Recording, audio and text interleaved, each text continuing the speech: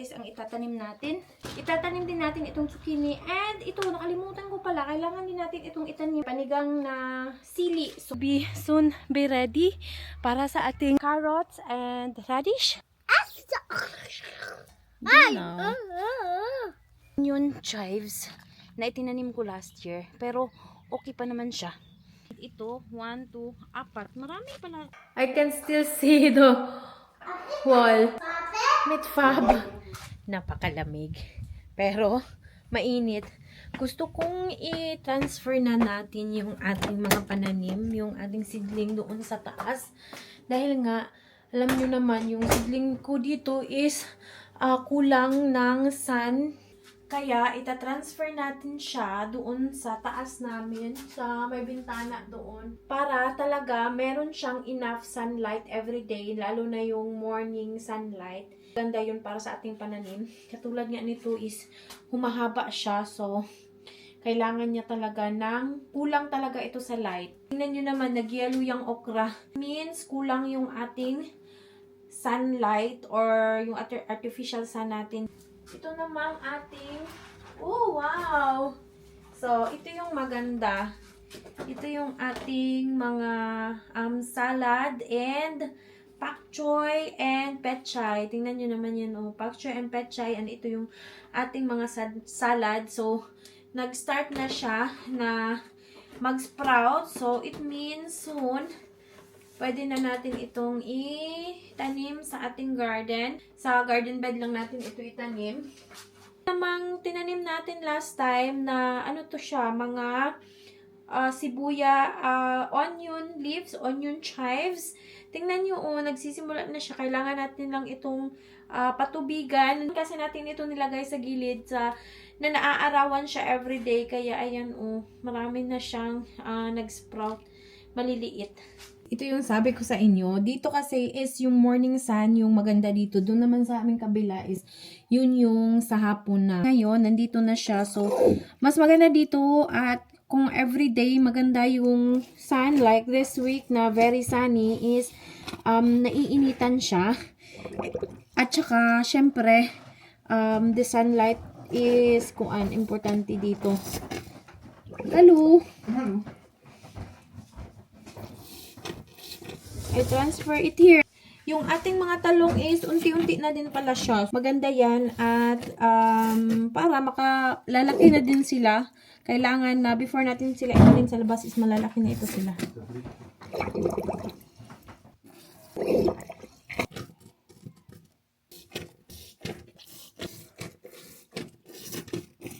Itong aking mga broccoli, sobrang humaba talaga siya. Sana maano ito dito, maulian ito dito.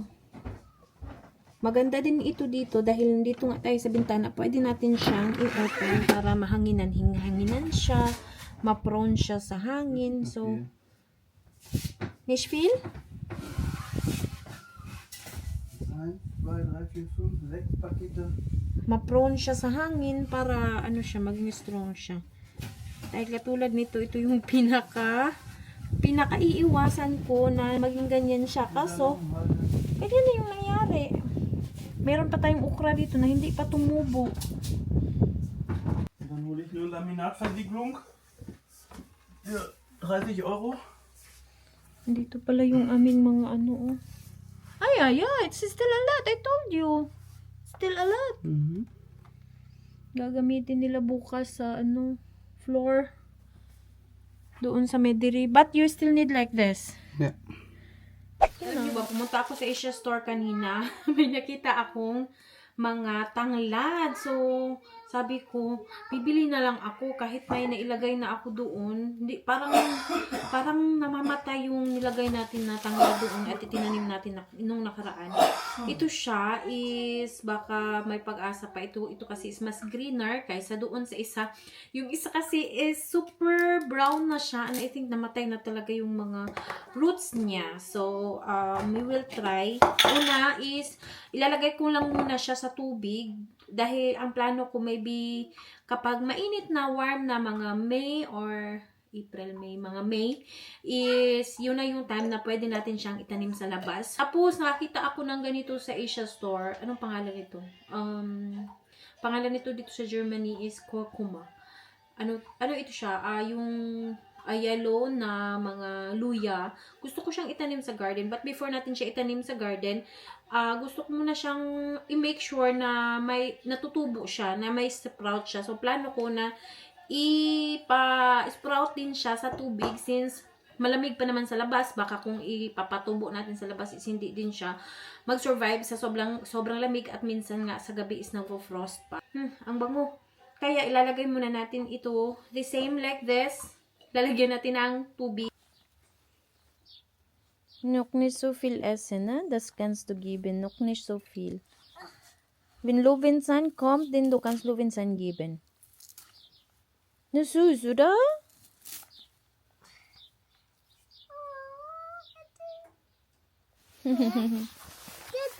Was? Nein, das ist Helmut. Ay! Genau.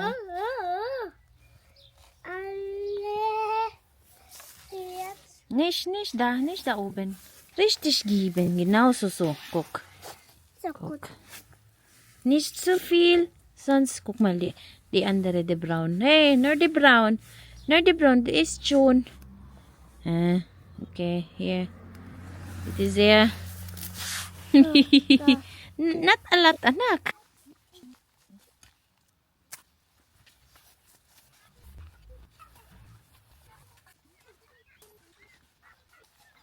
So guys, meron akong nabungkal ngayon yan. Kaso, i-stop ko muna dahil tingnan ko yung si Ethan saan na pumunta. But anyways, unti-untiin lang natin. Huwag nating mamadaliin. Dahil marami pa tayong kailangan gawin. Umalis si Ethan. May narinig siya ng mga bata na nagtatawanan. Umalis siya. Da bist du! Oh, was hast du gehört? Was hast du gehört? Kinder! Ja, Nachbarnkinder. Da habe ich gesteckt. Ach so. Aber komm, Guys, nakakatuwa itong ating garlic na itinanim last autumn. Ito na. Tumubo na sila. Pero hindi ko na kailangan, or I don't think so na kailangan ko pa ito tanggalin. Itong mga nilagay natin na protection for the frost. May frost pa kasi dito. Pero itong isa, hindi pa. Meron akong nakikita na iilan na tumubo. Ayan, isa, dalawa. Pero yung iba, marami tayong itinanim dito dahil alam ko ito yung una kong itinanim. Kaso, hindi ko makita-kita yung iba. We will still wait. Baka tutubo pa yan sila. Alam nyo, malamig ngayon dito sa amin. Pero dahil sa pagbubungkal ko dito sa garden, ay nako, pinagpawisan ako. And ayan yung nagawa natin. Another block na nalinis ko. Nung nakaraang araw, yung isa yung nagawa natin. And now this one again. Unti-unti na yan siya. Konti-konti lang talaga. So, unti-unti na yan siya. Pero kailangan pa din yan siyang lagyan ng new compost and i-mix again.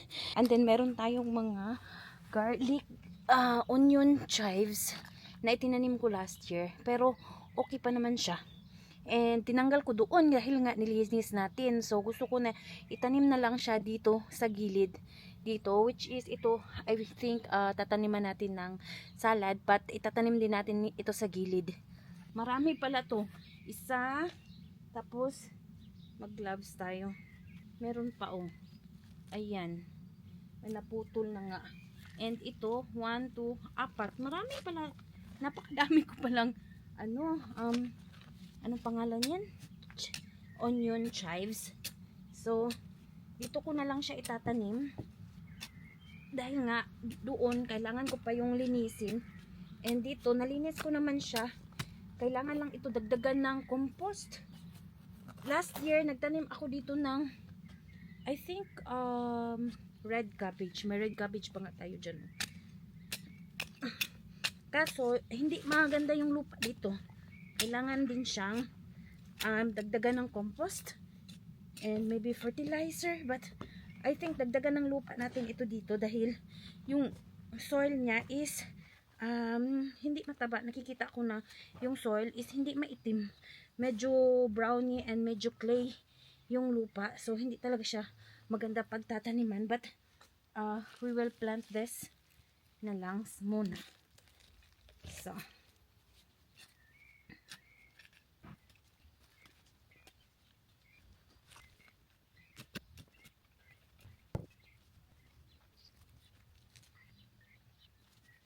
itong ganitong mga dahon, itanim lang natin ito sa ilalim or lagay natin sa ilalim para ma-decompose siya.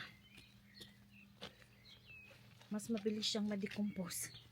Tingnan nyo yan, oh. Yan yung ating red cabbage last year. Hindi ko siya kinuha dahil sobrang liit and akala ko lalaki pa siya. Hindi na pala lumaki. Uy, nasira na lang. Tingnan nyo, sira na yan siya. Ayan yung ating itinanim. Gagawin natin dito, tatanggalin na lang natin ito. Magtatanim pa din ako ng red cabbage. Pero hindi dito. Doon sa other garden natin. Dahil dito kasi hindi maganda siya taniman ng cabbage. Lalo na itong mga cabbage is kailangan talaga niya ng malaking space. At saka maganda at mabuhag-hag na lupa. Dito kasi is maliit lang ito siya, and last year ko ito ginawa, and yung soil nito sobrang ganyan lang, o yung compost na nilagay ko mga ganito kadami lang na compost. So ang lupa sa ilalim is hindi masyadong drain, hindi masyadong mabuhagag dahil hindi ko na bungkal. Dahil nga first year pa lang is nilagyan ko lang ng carton sa ilalim. Plano ko kasi in the first year lagyan ko ng carton sa ilalim, then in the next year bago ko siya bungkalin. Hard na siya, so hindi na ito pwedeng i-consume at makain.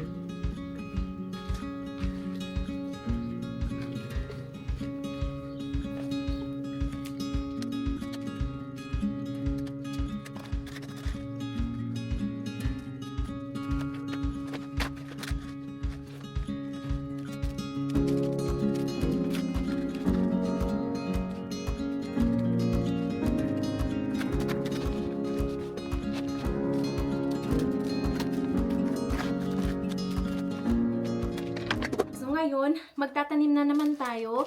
The last time nakapagtanim tayo, and this time, iba na naman yung itatanim natin. So ngayon, isisidling pala natin sa loob ng bahay dahil this time hindi pa din pwede na magtanim sa labas.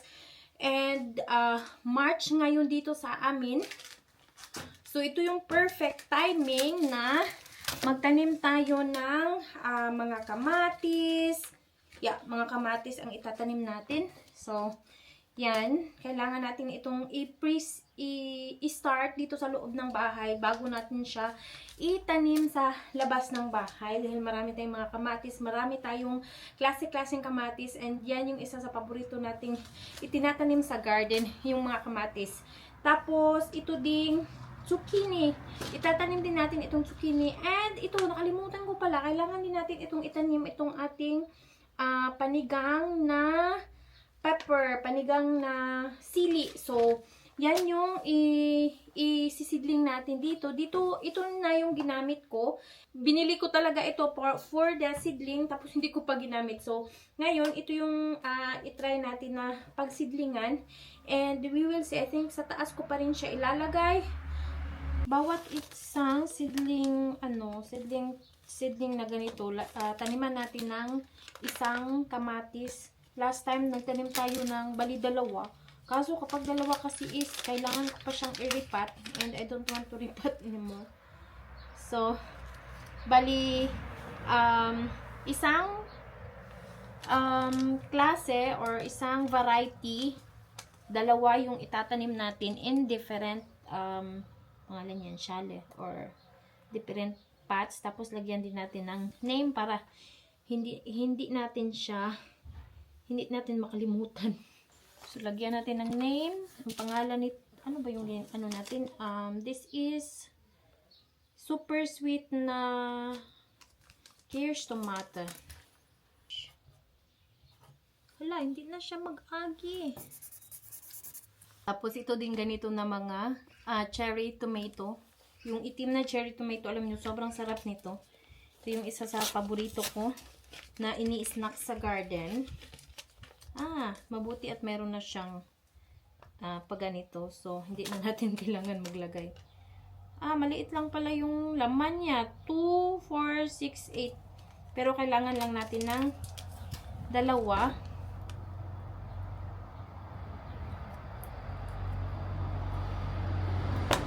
So, isa, dalawa.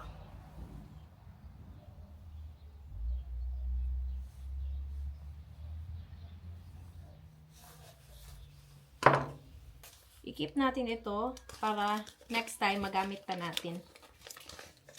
And then, I wanted to plant this one. Tingnan nyo naman. Johannisbeer tomaten. So, maliliit siya, pero tingnan nyo, napakadami. So, diba, ang daming klase ng mga kamatis dito. Wala akong malalaki na kamatis. But,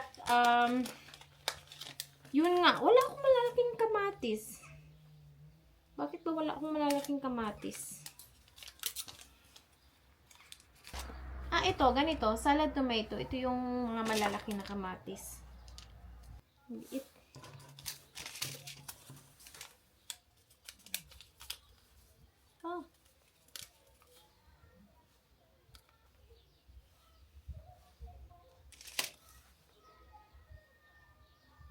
Natin ibalik sa lagayan para makip natin, and in the next year meron pa din tayong mga seeds. So, ito naman is, ito yung yellow. Ito yung, sobrang sarap nito. Pang ano sa garden, pang snacks.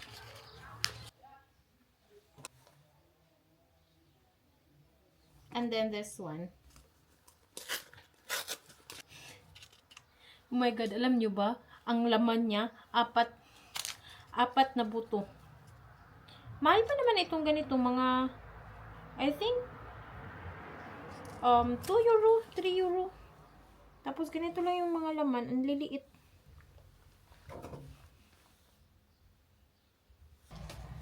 Alam nyo ba, sobra pala yung ginawa natin kanina na pin repair. Kaya, binalik ko yung iba. Ayaw ko kasi na magtanim ng napakadami at magsidling ng napakadami dahil natuto na ako last year, nagsidling ako ng napakadami, tapos napakadami kong kailangan alagaan, napakadami kong kailangan ilabas sa bahay everyday. Kapag kasi like in the beginning of May, pag mainit na, kailangan siyang ilabas ng bahay para ma-prone or para givon, pangalan yan, para masanay siya sa init at saka sa hangin. Kaso sa gabi is malamig pa din, so kailangan siyang ipasok sa loob. Minsan yung iba is nasisira and hindi naaalagaan, kaya ang daming namatay. So ngayon pinipilit ko talaga na hindi marami yung aking isisidling. Pero, we will use this, itong ganito na mga lagayan dahil magsisidling tayo ng not kamatis. Itong mga kamatis kasi ito siya. Itong kalabasa, I think I'm late, but we will still seedling. Okay pa naman siguro in March. Tapos, itong chili, nakalimutan ko din. Dapat February pa nagsidling na tayo nito. And, yeah, itong ating chili din at saka itong zucchini. So, bali, isang like zucchini, dalawang ganito. Woo! Maano pala? 30 pala yun. 2, 3, 4. We will need 8. Maganda kasi itong ganito na tig-isa-isa para hindi ko na siya kailangan pa na Hindi ko na kailangan siya na i-transfer or i-transplant. Kailangan na lang niya ng fertilizer. Siyempre, lalagyan din natin ng lupa.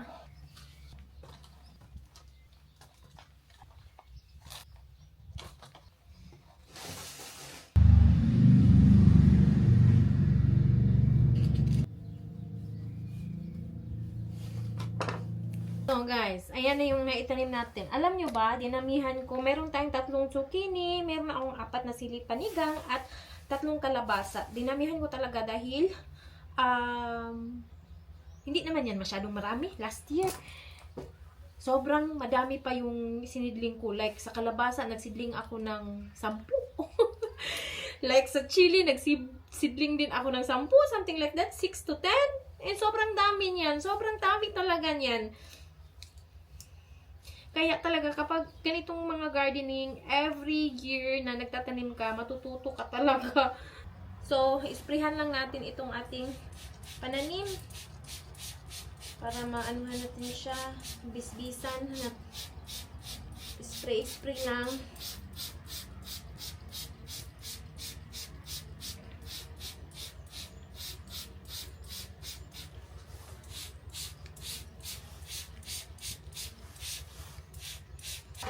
And then, itong isa, tabunan natin siya. So, it will help na mag-warm siya.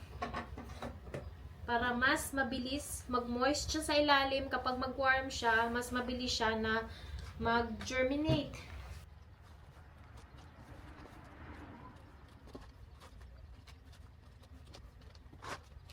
We will see. Ay, hindi siya magkasya. Hindi pala siya magkasya. Anyways, okay lang yan. So, ito, ilalagay ko naman ito sa taas.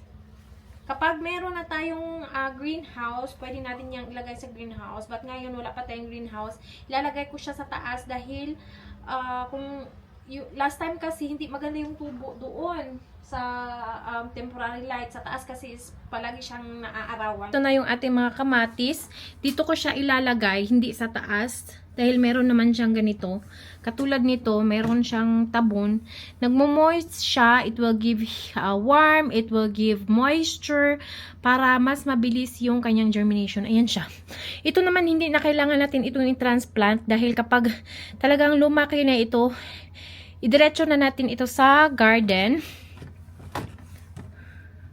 Do this one, kapag ano na yan siya, ay maganda talaga ito, baka very clear yung kanyang pero kapag mag-moist na siya, itong plastic na ito, hindi na yan magiging clear. But, kapag malalaki na ito, we will transplant, we will see kung i-transplant pa ba natin siya or i-fertilizer na lang natin siya bago natin i-transfer sa garden.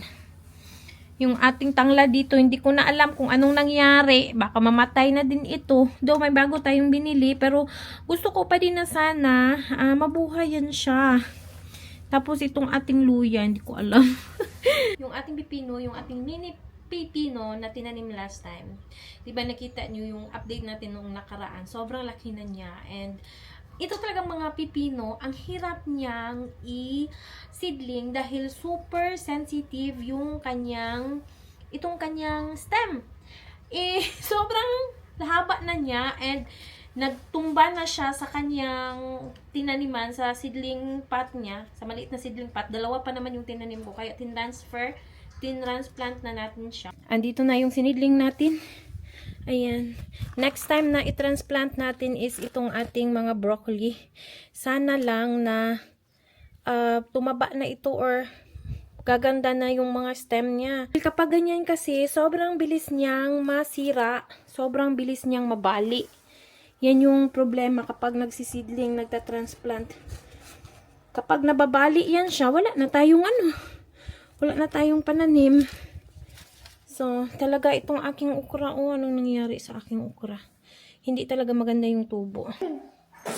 I think you need to paint it more. I can still see the wall, the wood. Don't make your clothes with paint. Mit Farbe. Ich muss nochmal zur Action. Musst du mal zur Action? Ja. Einmal her. Oh. Kommen wir auch mit? Unten.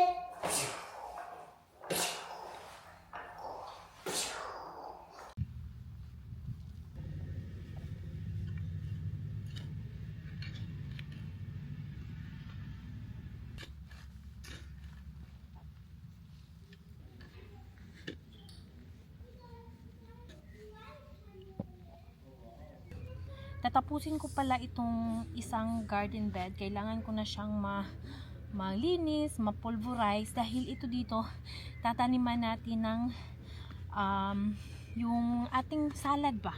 Yung sinidling natin na salad at saka mga petchay. So dito natin siya itatanim. Tapos yung mga salad, mga lettuce, yung petchay, yung pak choy at saka at doon naman sa kabila, itatanim natin ang mga carrots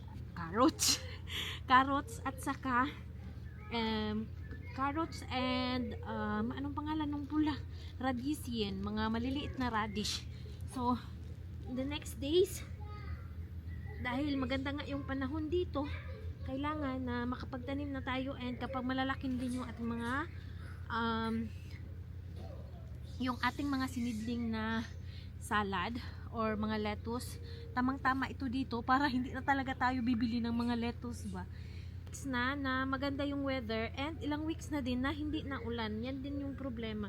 Kapag naman hindi maulan is very dry naman yung lupa, hindi din maganda. So guys, after natin dyan, natapos na tayo. Madali lang naman. Exercise, parang exercise lang talaga. Ito, na ano ko na din siya, na pala, na plow ko na din siya. Though, malalaki pa yung mga lupa. Kailangan pa siya na dugmukon. And I think it's need more fertilizer. So, it will be soon be ready para sa ating, sabi ko nga sa inyo, dito natin itatanim yung ating carrots and radish.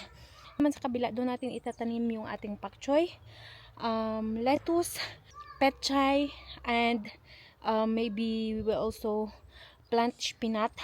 Yung spinat cold, pwede din siya itanim kahit cold pa. So, ayan. Nakakatuwa. Yung ating mga plums is unti-unti na din siyang lumalabas yung kanyang, though hindi pa talaga mga dahon, pero ganyan yung itsura niya kapag malapit na siyang lumabas yung kanyang mga dahon. So makikita mo talaga na pa spring season na dahil naglalabasan na itong ganitong mga bulaklak. Last year ko yan siyang itinanim, though this year magtatanim pa tayo ng iba pang mga bulaklak dito. I wanted to plant some zinnias soon din. Kailangan din natin itong linisin para taniman natin ng mga zinnia. Palibot dito lahat mga zinnia.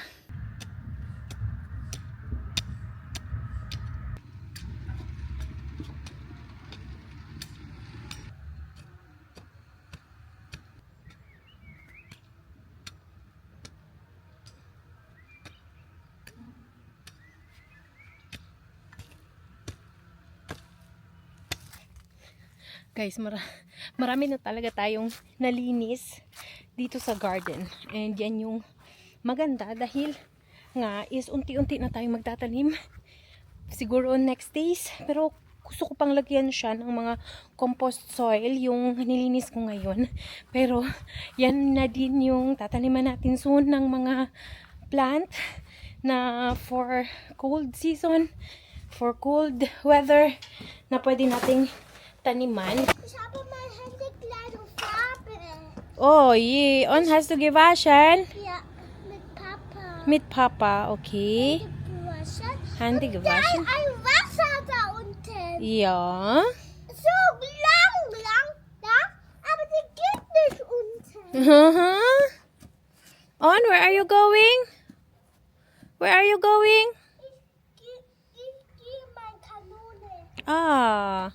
Ich kann die Meister schießen. Tapos na pala si asawa. Pero I think I need pa Monster. Her ein Monster. Habe ich gesehen. Uy. Pero kailangan pa yan siyang i-repaint. Anak, ato bang ragod, anak? Your face have paint. Did you know? You need to wash later.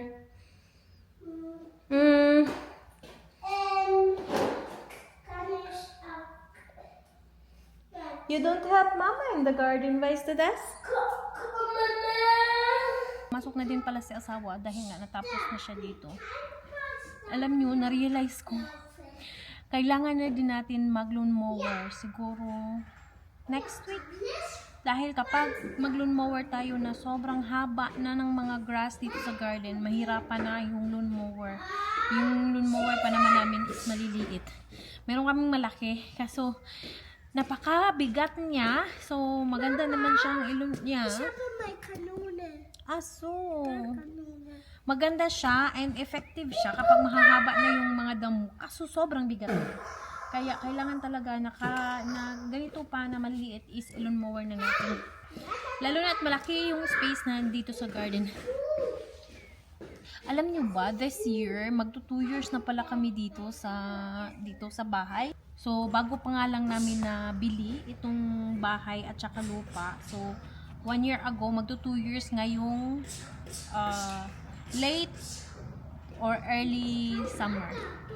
July, August, September. No, early summer, ngayong June. So, ang bilis ng panahon, magto 2 years na kami dito and so far, sobrang laki na din ng pinagbago. Kupas ng garden. Pero kahit ganun pa man, sobrang dami pa din natin kailangan na gawin at ayusin dito dahil nga itong bahay namin, luma naman itong nabili namin. Marami pa talaga akong plano. Gusto ko pang mag-alaga ng manok. Soon talaga, soon. Makakarating din tayo dyan. Gusto ko mag-alaga ng manok dahil ngayon nga is sobrang mahal na ng itlog. And dito sa amin kasi is maraming mga nagbebenta ng mga bio or mga organic na mga itlog, which is dahil nga nasa farm, maraming mga farm yung mga tao dito. So meron silang mga chicken and nagbebenta ng mga organic na mga itlog. And yung itlog sa supermarket at yung organic na itlog, ibang-iba talaga yung lasa. So, gusto ko talaga na magkaroon ako ng manok dito. Sana magkaroon tayo ng manukan para may free itlog tayo and organic na itlog. Kumakanta si Ethan doon sa loob. Hindi ako makapasok dahil andito pa siya sa labas. Was singst du da?